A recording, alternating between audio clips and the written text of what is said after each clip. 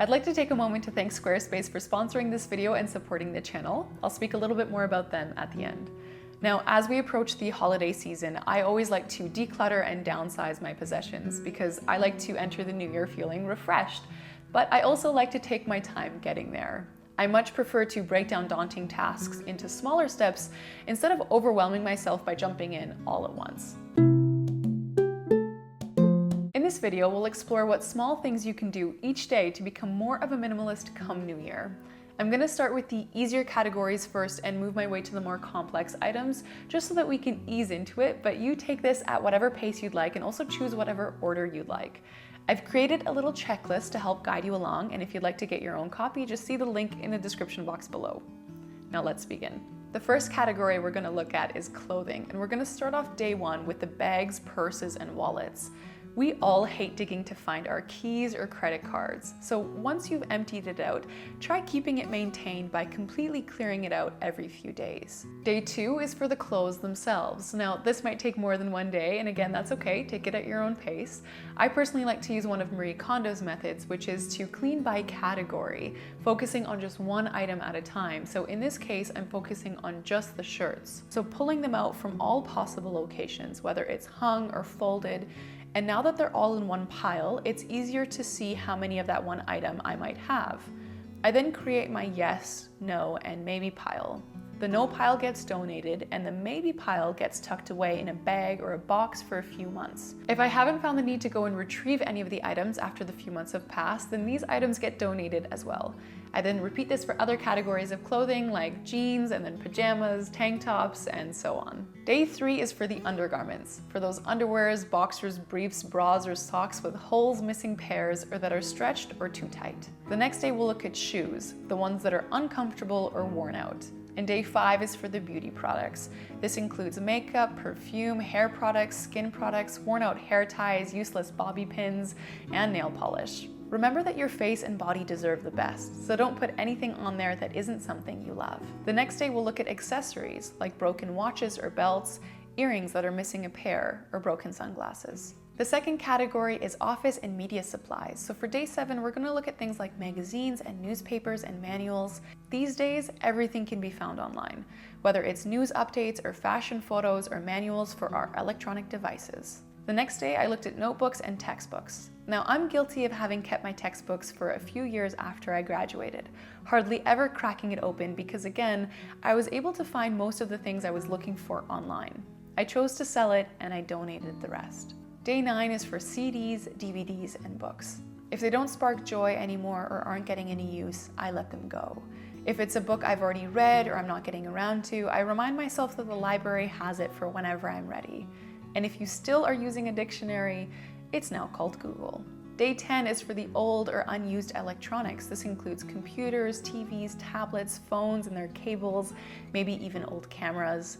If it's outdated, try to sell it, and if it won't be bought, remember to recycle responsibly. The next day we'll sort through the receipts, bills, and documents, keeping only the items we really need, like for tax or warranty purposes, and I find that storing the necessary items in an expanding file folder can really help to keep things less cluttered. Day 12 is for stationery supplies. I'm talking all over the house, throwing away markers and pens that no longer have ink, and donating excess supplies and removing pages in old notebooks that are no longer needed. The third category is for general household items, and on day 13 we're going to look at things like linens and towels. If you have worn out sheets, pillowcases, towels, or washcloths, either toss them or what I often do is turn them into rags that then can be used in cleaning in the future. Day 14 is for the cleaning products, getting rid of the unused ones, and I eliminated even more when I switched to using natural cleaning products instead, like baking soda, vinegar, and simple Castile soap. The next day we're looking at the junk drawer. We all have them, let's find it a home or let it go.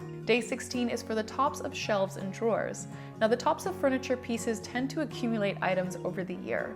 Leave some of the decorative or practical pieces that spark joy and remove the rest. This will also make cleaning so much easier when the space is less cluttered. Day 17 is for furniture, those items that are useless, broken, or that just don't go with our style. I think we tend to let certain furniture pieces hang around, often not even noticing them anymore, just because we've gotten so used to them being there.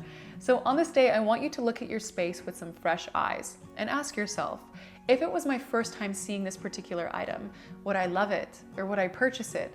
If the answer is no, it might be time to let it go. And the fourth category we're going to look at is the kitchen items. So for day 18, we're looking specifically at the fridge and the freezer. Clearing out items that are old, unused, rotting, expired, or items that you just don't enjoy eating. I've now gotten into the habit of doing this before I load the fridge each time with new groceries. The next day we'll look at the pantry or medicine and supplement cabinets. Again, clearing out any unused or expired items, and it also helps if you can organize the contents of your pantry into upcycled jars to keep the items visible, which then helps to keep it more organized. Day 20 is for the kitchen cabinets. Now, I've been guilty of hanging on to cracked or smelly Tupperware containers or containers without lids, or more butter knives than I need. Clear it out and send the reusable items to the thrift store. The fifth category is for the phone and computer. So day 21 is looking specifically at the apps, deleting the ones we no longer use. The next day we'll look at the stored media like pictures, videos, and messages, clearing out the unnecessary items and backing up the items we want to keep. This should also help to keep our phone running a bit more smoothly. Day 23 is for the inbox. This can be a behemoth to start, but once you've finished, it's easier to maintain. I always try to keep my inbox near zero, deleting the items I no longer need, and placing the emails I do need into their respective folders. Day 24 is a simple one, just unsubscribing from any email lists or mailing services that no longer serve me. The sixth and final category is personal and miscellaneous items. So for day 25, we're looking at photos. Now, I'm all for keeping cherished photos, but sometimes we keep the blurry ones or the multiples that look virtually the same.